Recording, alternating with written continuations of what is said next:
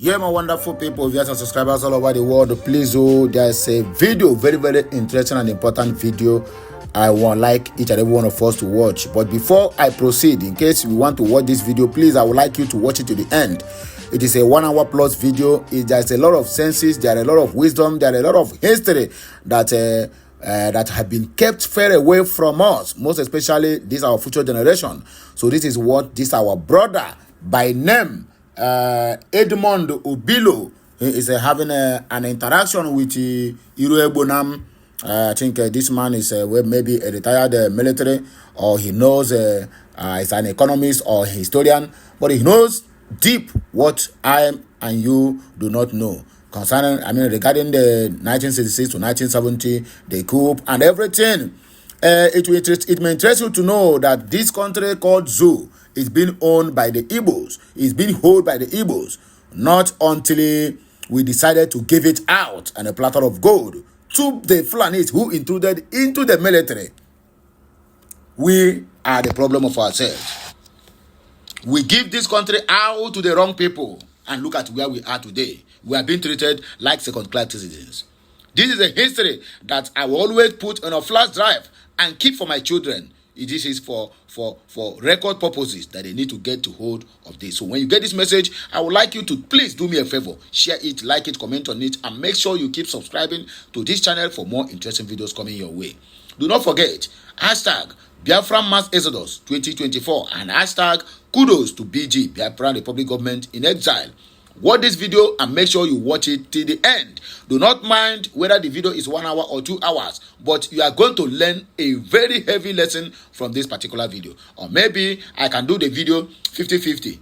Yeah, I can do the video half hour, but the video is 1 hour and 34 minutes. So I'm going to do the video 2 times. There are going to be a first part and a second part to this regard. So when you get this message, you have to do me a favor. Make sure that this message get to every nooks and crannies of the Biafra land, both in home and in diaspora. So please continue listening to it and make sure you make use of it. This video is very important for our own good. If you don't know the root of your problem, you will never know how to tackle it. So this one is part of the root of the problem of the Biafrans and the Igbo in general. So we must do everything humanly possible to make sure that we listen to this video, we share it, and so that we can know how to tackle our future problems. Listen to this very attentively. Talk politics, history and power again. This time, we are driving the story through the narrative of Chief Chuks Ilebunam. It's about Ironsi. It's about the January 15th, 1966 coup. What about the counter coup of July 1966? Who killed Ironsi? Why was he killed? The Igbos went to war. It's also about the Igbo question. Chief Chuks Ilebunam, it's good to have you on State Affairs. Thank you very much. Chuks Ilebunam is the author of the book, Ironsi, Nigeria, the Army, Power, and Politics. Let's talk about your book. Of course. In the preface of the work, you quoted Major General M.C. Ali. Ali says the January 15th, 1966 coup was staged to preempt a Northern People's Congress inspired coup. Why did you quote this section?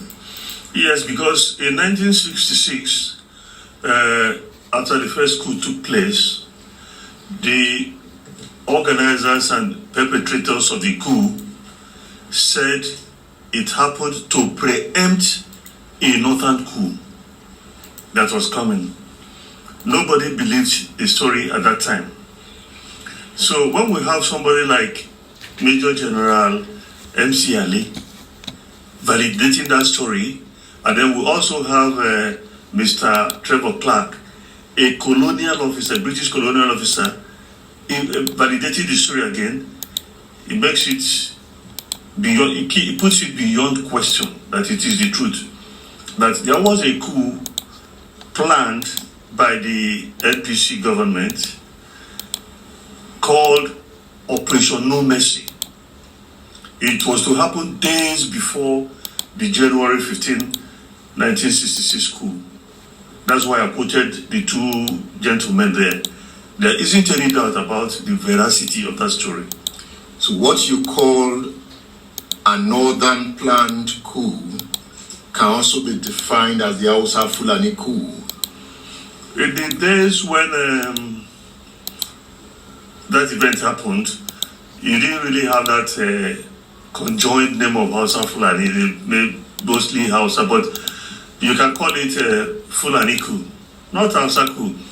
Solana Sokoto was Fulani. He was the person in charge of the government, not the prime minister, who was Hausa. Balewa was not in charge, it was Sadana. So it was a Fulani thing. They were the people controlling the army. So Ilegunam is using his book to validate the notion that there was a planned coup to be carried out by Fulani officers before Nzogo and co struck. Yes. Let's look at what Ali said. You quoted him, and it reads,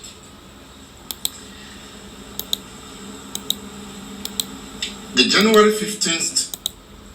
15th January 1966 coup was staged to preempt a Northern People's Congress inspired coup known as Operation No Mercy, designed to eliminate the critics of Prime Minister Tafawa Balewa.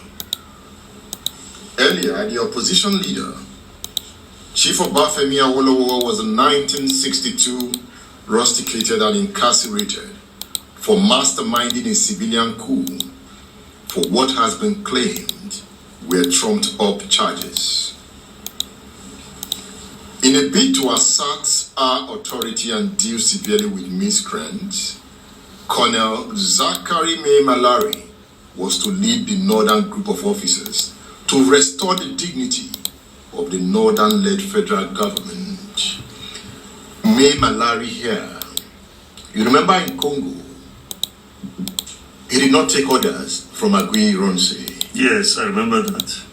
And here he is mentioned to be the one to lead the coup to restore the dignity of the North. How do you explain that? I think it's just a connection between the reality as exposed to Nigerians and the mindset of the northern power brokers. They have a sense of entitlement. Everything must go the way they want, otherwise they will counter it or thwart it. If it wasn't for that reason, there was no way a major in the person of Memelari will disobey his superior officer, Lieutenant Colonel Eronsi, who at that time even had UN promotion rank of general. See what I mean? But he disobeyed because he had a sense of entitlement. And Eronsi ordered him back to Nigeria. And he left. If it were some other person, back in Nigeria, he would face further sanctions. Why did Ironsi push for further sanctions? There are two reasons for that. One is that Ironsi wasn't as foolish as most people thought. You took actions in terms of anticipated reactions. Ironsi would have asked himself what to gain if he came back home and continued to pursue that point. That's the main reason. What would he gain? And then there's a second answer to that. This guy is constituting an obstacle to me. I remove him, problem solved. And then he continued with what he was doing. And this same guy was to lead a coup. Yes, he was. No, now we are looking at counterfactual. There was no northern coup. We are only making this argument on points of conjectures. There was no coup. But if there was a northern coup, Do you think Memalari would have spared in Ronse?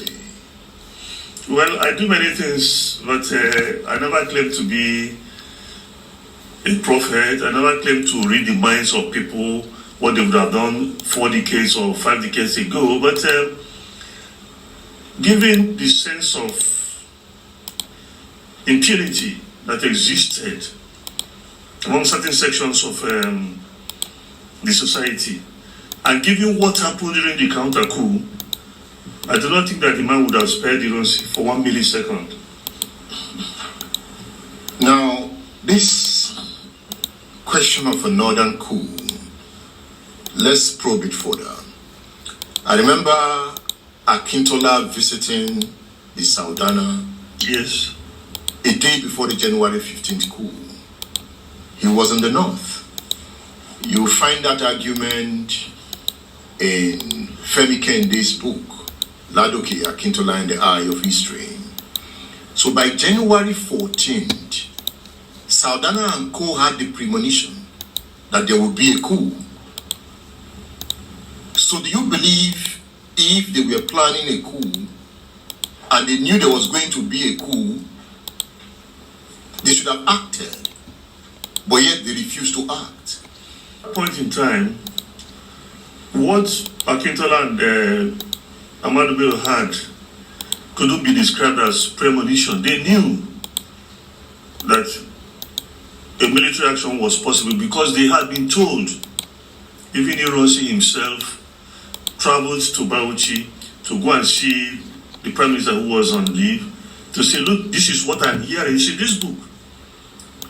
These young officers are trying to move.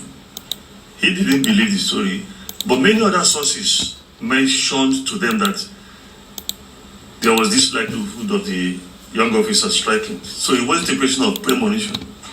So why did you think they did not act to prevent the coup? Yes, there's an explanation. Ahmadu Bello was known to have said that if you pointed a gun at him and pressed the trigger, if Allah said he won't die, the bullet will not strike him. So there was that sense of submission to the ultimate will of God, that nothing happened unless the Almighty sanctioned him. I don't think he believed that it was possible for that action to take place. And the action took place. It did take place, yes. It was a bloody action. Yes, it was. Very bloody. Yes. Should it have been that bloody? Well, I can't place any premium on bloody comparisons because I'm not a man of violence, So you couldn't say, should it have been that bloody? What amount of blood is enough? That's one question you have to ask yourself. Secondly, what's the purpose of a revolution? What's the possibility of making an omelette without breaking an egg? You could ask yourself all those questions. But it did happen, and it was bloody. It was bloody. The Premier of the Western region taken out. Premier of the Northern region taken out. The Prime Minister, Tafawa Balewa, taken out. Michael Okpara left standing. Was it an Igbo coup? No, it was not an Igbo coup. It was not. And the answer is self-evident. Among the majors that carried out that coup, a principal actor was Major Adewale Ademoyega, a graduate of history from the University of London. He was one of the ideological foundations of that action. He and Major Emmanuel Ifajuna, who also was a graduate who read sciences at the University of Ibadan. They were the ideological bastions of that action.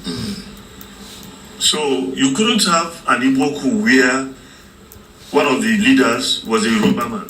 One of the leaders out of many Igbo officers. Not out of many officers, out of 5 officers. They are known. Ifajina, Major Ifajina, Major Nzogu, Major Okafo, Major, what's his name? This guy who was killed in the counter coup. So about 5 majors, and you had that Major Adewale, and you had lieutenants who were of other ethnic groups, including Atom Pera, who was from the north. But that is just one side of the coin. There is another vital side to that issue. By January 15th of 1966, there were 40 Nigerians who were majors who had attained their majority in the army. 40. Of that 40, 24 were able officers. 24 of those 40 officers. If you went to the rank of lieutenant colonels, you didn't have up to 5 northern officers who attained or superseded the position of lieutenant colonel as of that morning. And of those 16 other majors remaining, they were mostly not from the north. They were from Cross River State, what is now Cross River State, Akwa Ibom State, South Western Nigeria. So you didn't even have those officers in the north. If you had 24 majors, Igbo majors, and only 4 participated, how could it be an Igbo coup? The military officers that were killed, Yes. Ademolegun, Shodende, Mayamalari, these were top officers, none of Igbo extraction. How do you explain that? That's not correct. Lieutenant Colonel Atochinyo Lunebwe was killed. Man came from Orifte in Anambra State. He was killed. What was the circumstances of his death?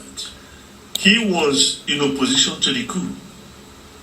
It wasn't because he kept the keys to the armory, because he was quartermaster general. Yeah.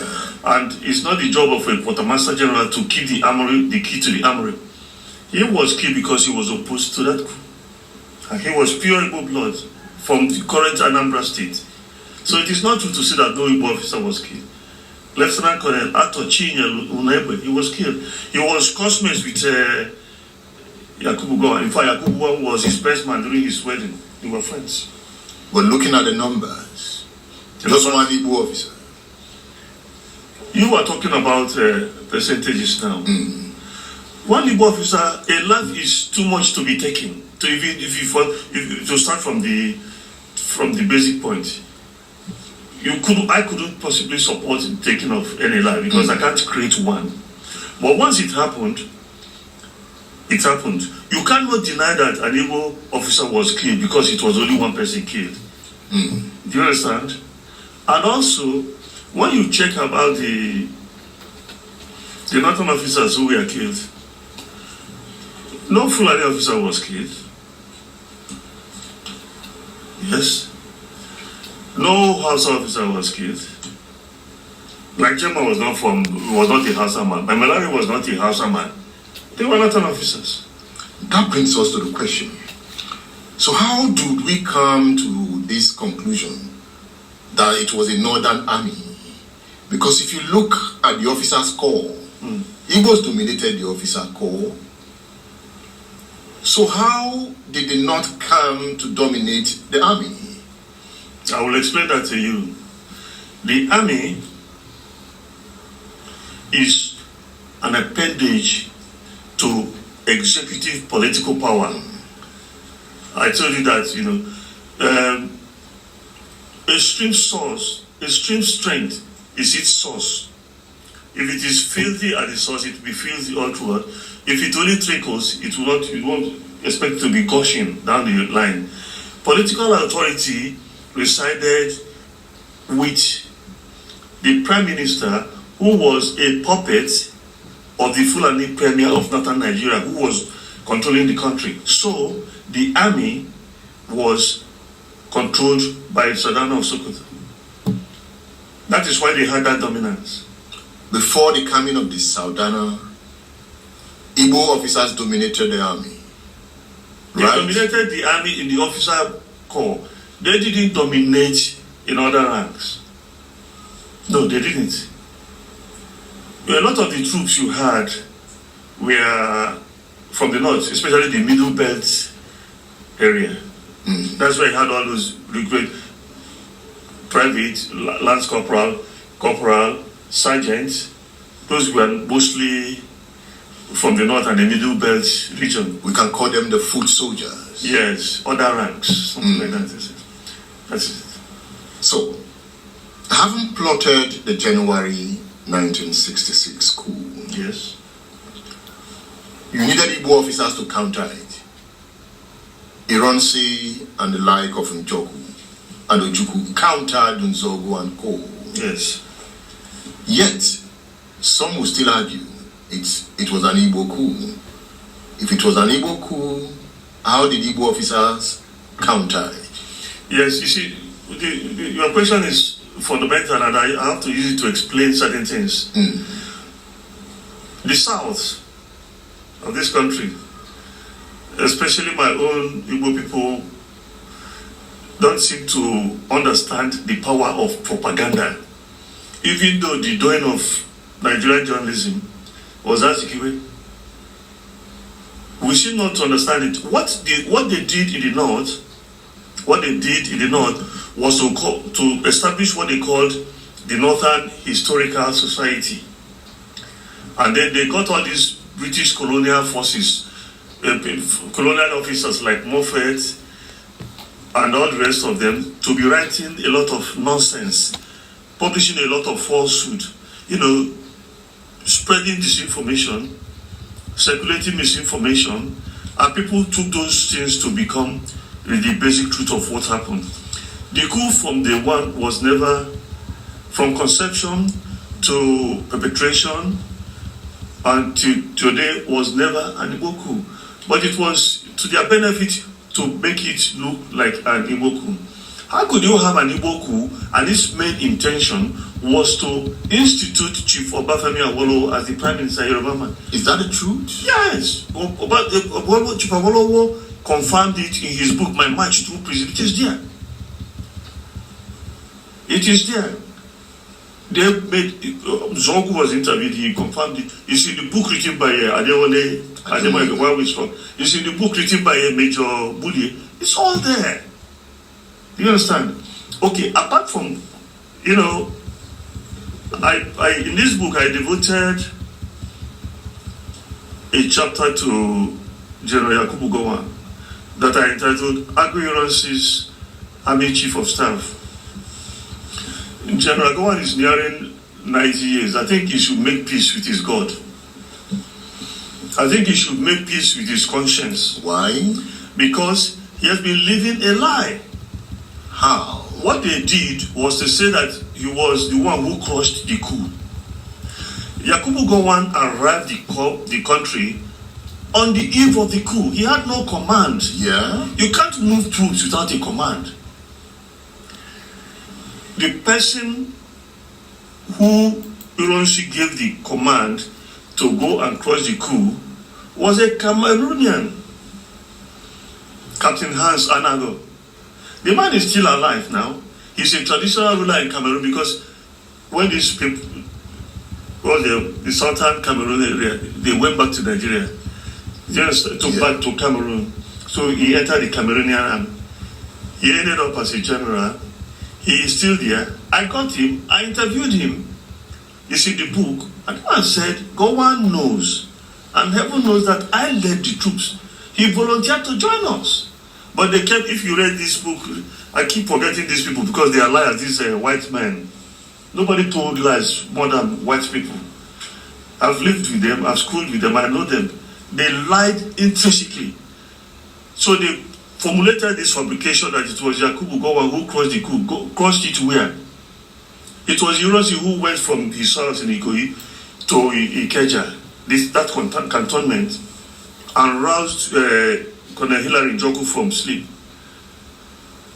and they mustered the troops, and he delegated them to go and cross the coup. That was what happened.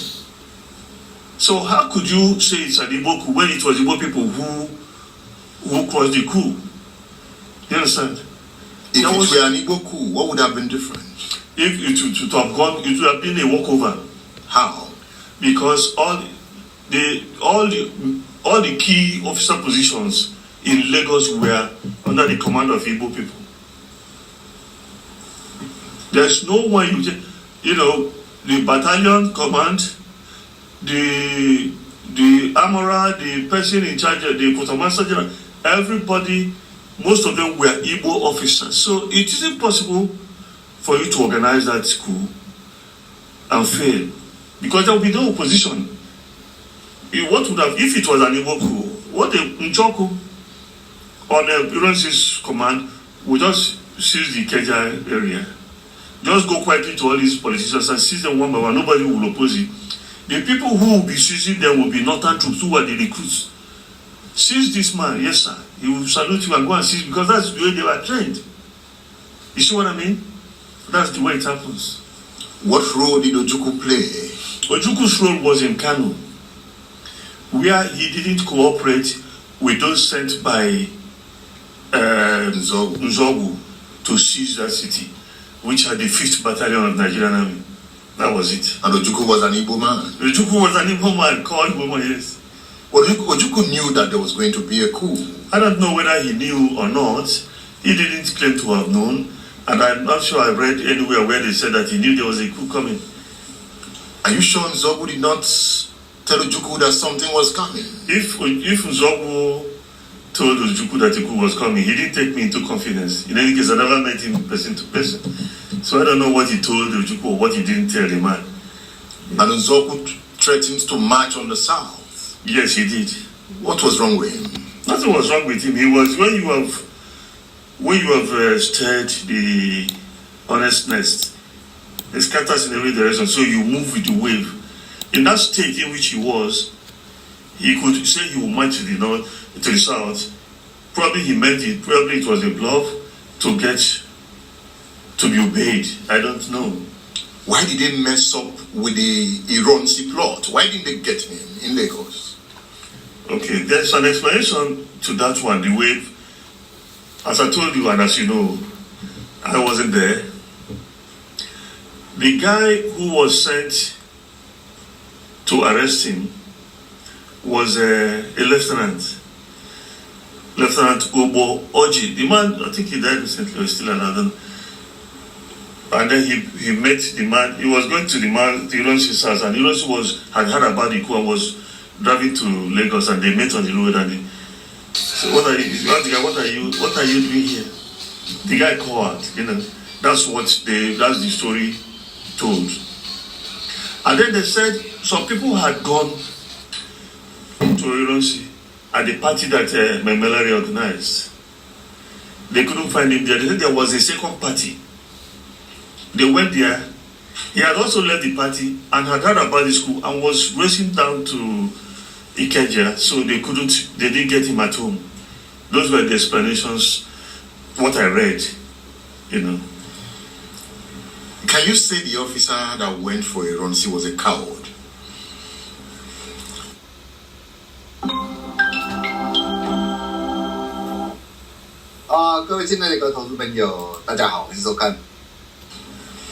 It was the Igbo spirit that touched him, because he had Ironsi on his palm. Well, I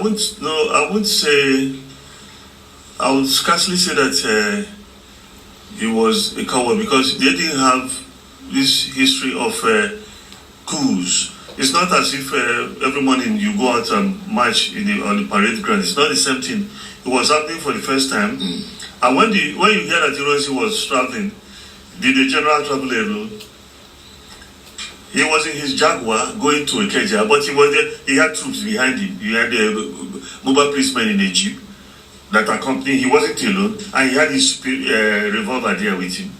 So it's not as he's not a man-on-man thing. And in those days, he was the only major general.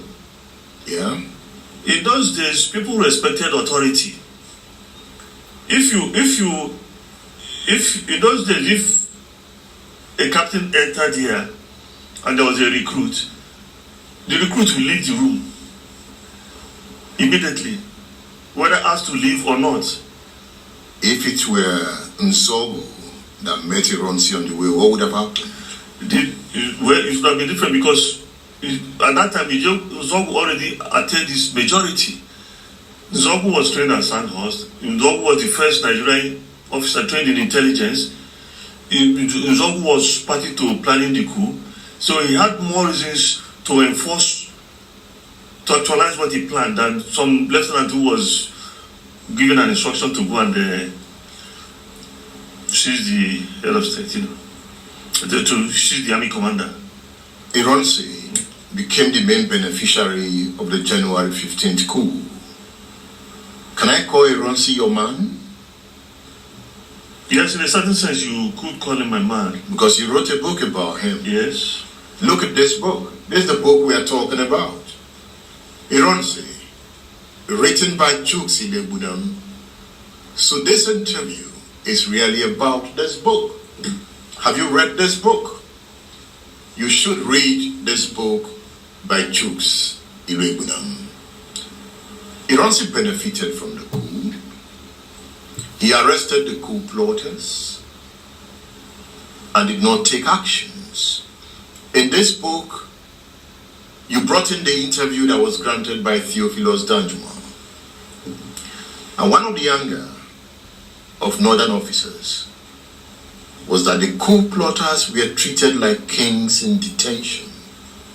Why did Ironsi not act? It also boils down to what I told you about propaganda. If you read Nzogu by General Olusegun Obasanjo, you will see letters written from Kirikiri prison by Nzogu to him, published in that same book, showing the way they were being maltreated. One of them even had bayonet wounds. So it's not true that they were being treated like kings in the detention. That was what Theophilus Danjuma said. I don't have to believe him. I don't have to believe Theophilus Danjuma, who gave the orders for Ironsi to be killed and is denying it to this day. I do not have to believe him, not even for 1 millisecond. You said he gave the order? Yes, he did give the order. He said he did. That's what he told you. That it was beyond him. Is it not shameful? You were a major, you went to capture one man, and the situation got beyond you. And later he called Ironsi a desk general, when Ironsi got all his promotions under white colonial officers, and was able to arrest a whole nationwide coup. He couldn't control attack on government house in Ibadan. And you want me to believe him? Lest I forget, how did Igbo officers come to dominate the officer corps when the colonialists were in charge? I will tell you. It's a very easy question to answer. People who started to enter the army did so from after the Second World War. After the 50s, 60s. At that time, for you to go into the officer corps, you've got to have school certificate.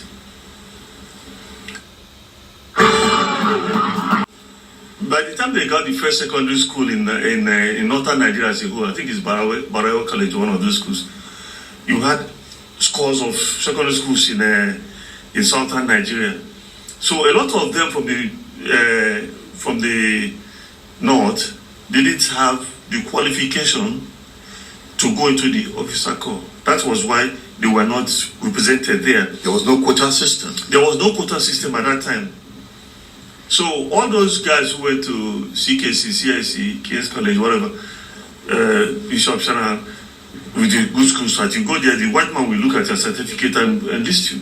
And then you went for officer training. If you didn't have it, you didn't go in. Yes. Even one of their own major medics, Major General Buhari, up to today, we have not seen his school certificate. Those were the people who came in when Sadana was there.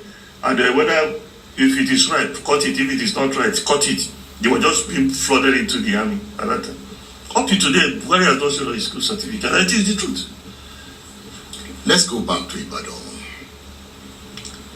Ironsi came in, and he came in with Unification Decree 34. Yes, he did. And that was one of the anger of the North.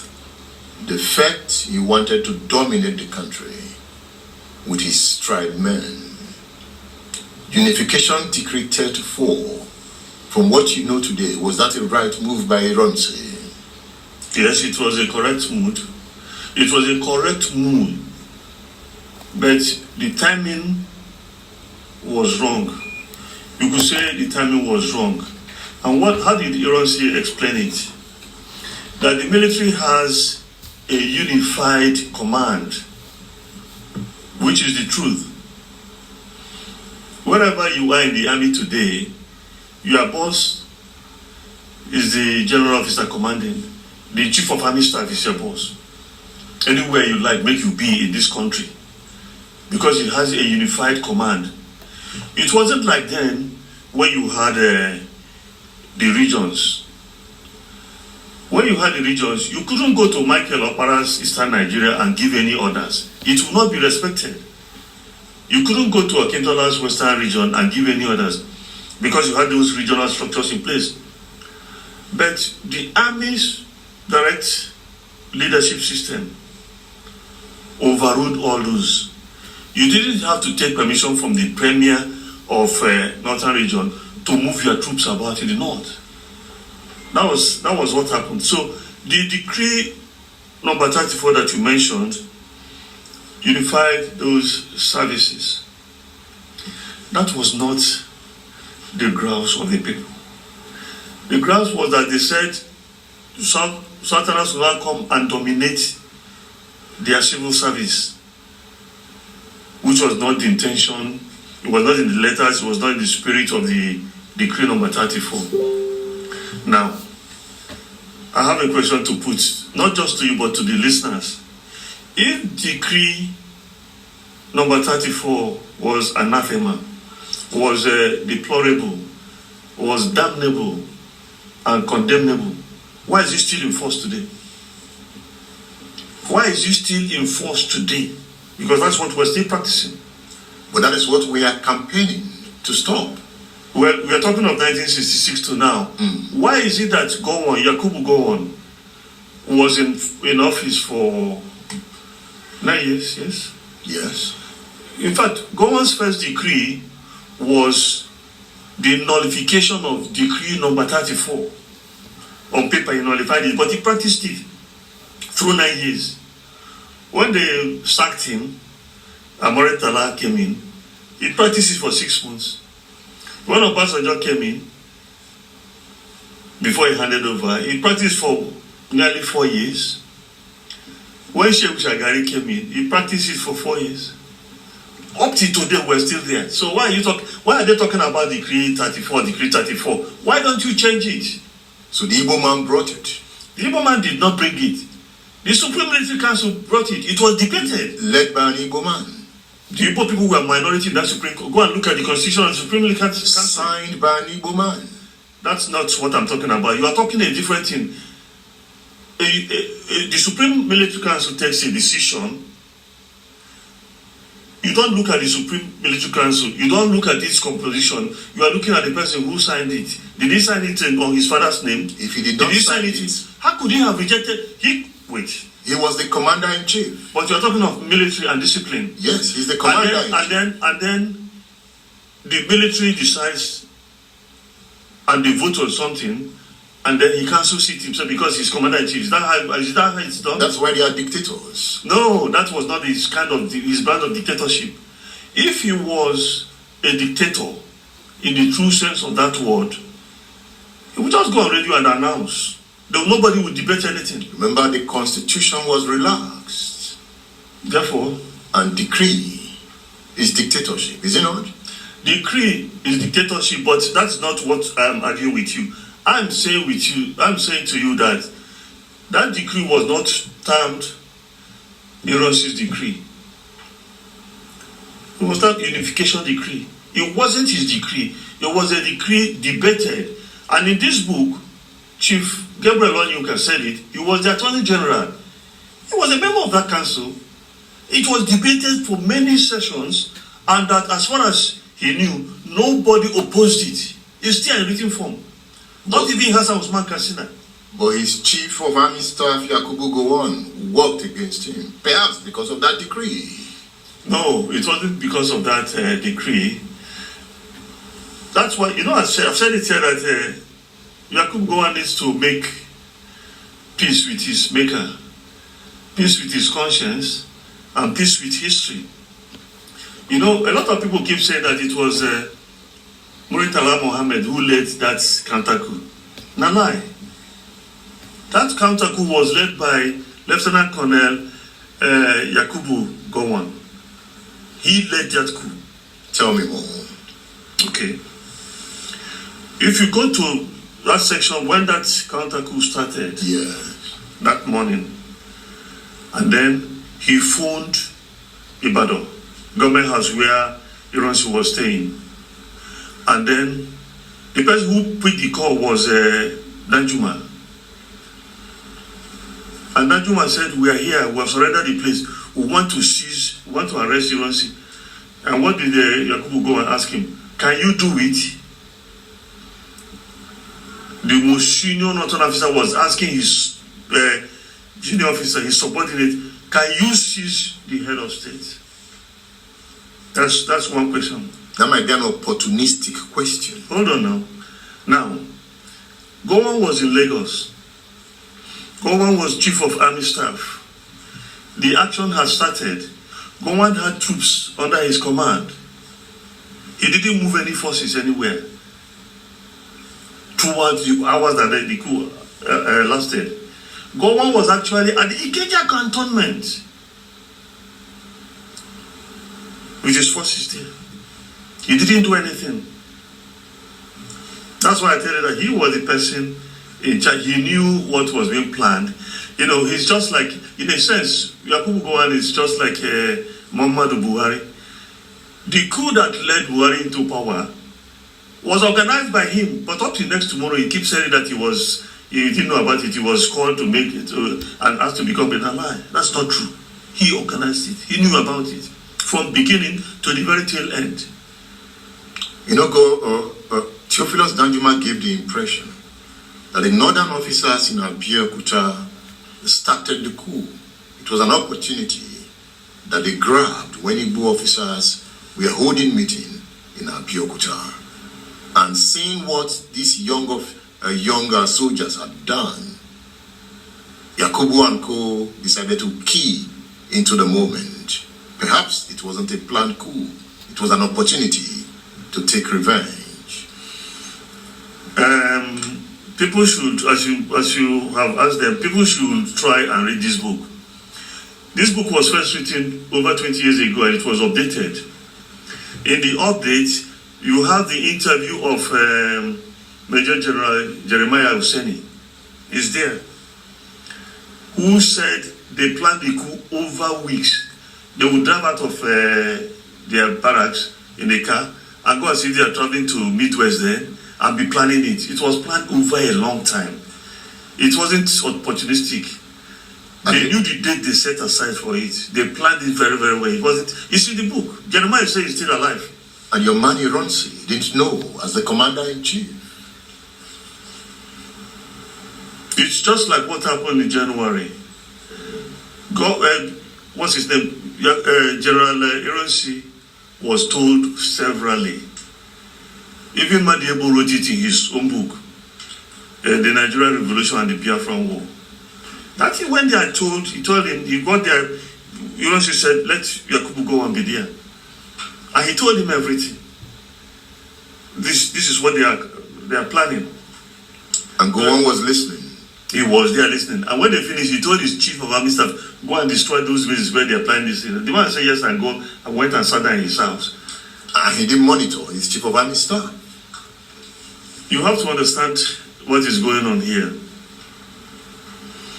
Ironsi wasn't an administrator. He was a military officer who became head of state. What are you talking about monitoring? Yakubu go and got reports that they were going to overthrow him. He knew, even before he went to that yes, he knew all those things. If there's a stage you get to, you say, as one of his men was saying in this book, that let me be the sacrificial lamb. Let's leave it at that. Ironsi had many reports on plots to overthrow him. You know, the way they captured him, it was so easy. It wasn't as easy as you would say, because they got to where he was. And that's what I was telling you, that a lot of the foot soldiers were from the north. Do you understand? And before that time, before the coup actually took place, the soldiers had been conditioned. They would go to the barracks in Ibadan. They will be speaking outside. They say that, where's you're not commander in Napu? Where is that your commander? You are German, you have somebody, your fellow northern, and they kill him. Your people are here eating food, drinking. They will go to all those places where you have their people telling them. So they had conditioned them that some injustice had been done and they had to be redressed. So by the time you went there, Iran's, mind you, wasn't a tribalist. Gowon constituted the brigade of guards made up of only his people. Didn't you hear it? Yakubu Gowon is alive. He set up the brigade of guards. The only person who was not from his place was Jogaruba. Other were his own people. Go. Did he prevent his being moved when the time came? So when those soldiers, Danjuma led to the governor's lodge in Ibadan, got there, it was a question of speaking their language to their people. The protectors became the attackers. That was what happened. Was Fajuyi a hero? Well, this may be the most sensitive question you ask in this session. The way the history has gone, he obviously is a hero, because I was at the University of Ife. They had two major halls there. One, the female hostel, was called Moremi Hostel. Mythically or legend, Moremi was the person who saved Yoruba people from external aggressors. The same thing, that's the same way that Fajuyi was seen as the person who decided to sacrifice his life instead of letting go of his guest, General Ironsi. I interviewed